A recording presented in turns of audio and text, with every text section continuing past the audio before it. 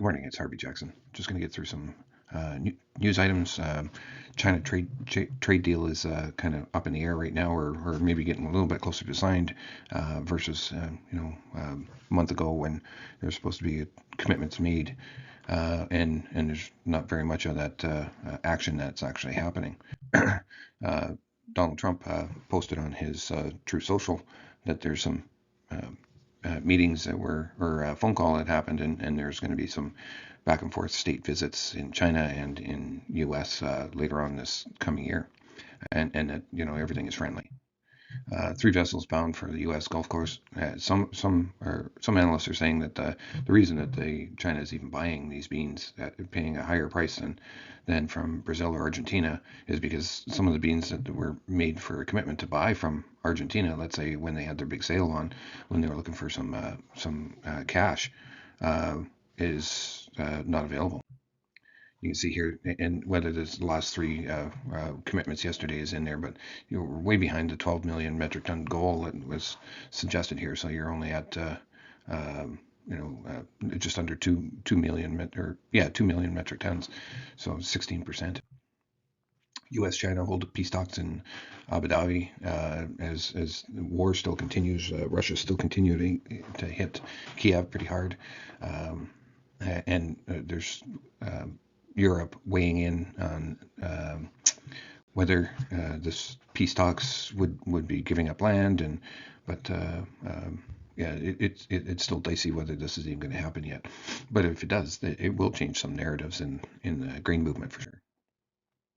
Palm oil extends weakness, so you got palm oil, and then it's suggested in here that there's some still looking for India to actually buy about 20% imports this this coming year here. So I thought this was pretty easy to visualize here as well. Major oil producing nations implementing emissions cap, and Canada is only one, and then you've got the whole slew, and some European and all over actually. Nobody else is doing it. So if you're the only one doing it now, does it make sense? Will it make Canada export more? I doubt it. Over the weekend, Carney basically said, "Who cares?" When he was asked the last time he spoke to Trump, because he has nothing to talk to him about, and the Liberals has taken some heat over that, which is good. Uh, Cold temperatures setting in next week for sure. And you can see there's snow going across the Canada-U.S. border. Not amounting a whole lot, but there's some weather warnings that are out there. You can see the precipitation anomalies here. It's starting to dry out a little wee bit in Montecasco. Now, is that going to be significant? I guess, as they're still planting there for sure. And you got to remember their planting window is huge. Here's the weather, getting some coastal moisture off of the northern and eastern coastlines of Australia. Canola is basically trading sideways at 6.44.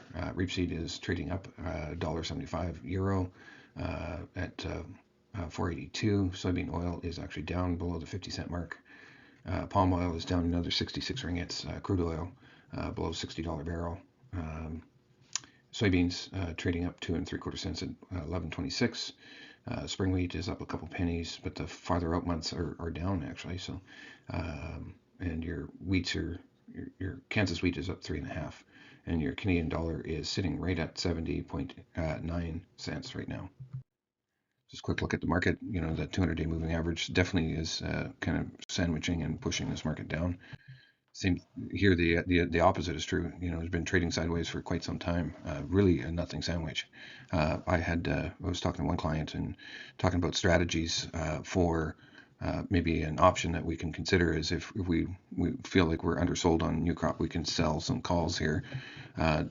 Depending on and that's going to Cargill, of course. And you sell a call, and you're selling it right at those prices. So what we're doing is selling $700 calls and getting $30 credit for it right now as you deliver canola.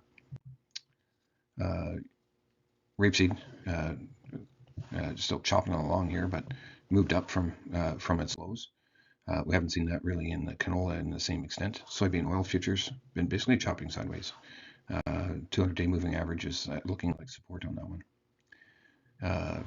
Your soybean futures still chopping sideways here as well at the bottom end of that range at the top there.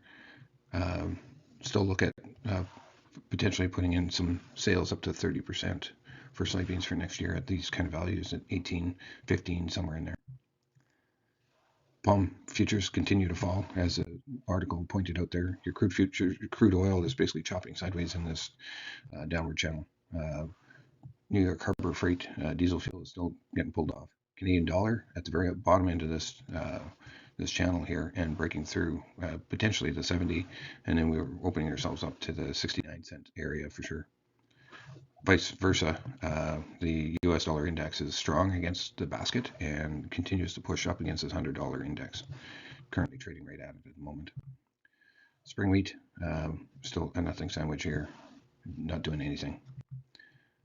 Kansas wheat, pressured down by the look at this, and the same thing with Chicago. Milling wheat at the bottom end of the channel for sure. And then you got corn futures. It looks like this extension here is currently where the market is trading. So if it breaks lower, it'd be more bearish for sure. But if it bounces off of there, there could be back up to some of the highs that we could see. Oat futures kind of doing nothing as well. There's limits, expanded limits on both live cattle and feeder cattle today. So we'll see what kind of volatility that opens up with at 8:30. Live or hogs just kind of chopping away at this kind of area that we're currently at right now. And again, pay attention to as we get closer and closer to December 4th. I think it's going to be a little tougher day for canola. That's all I have for you.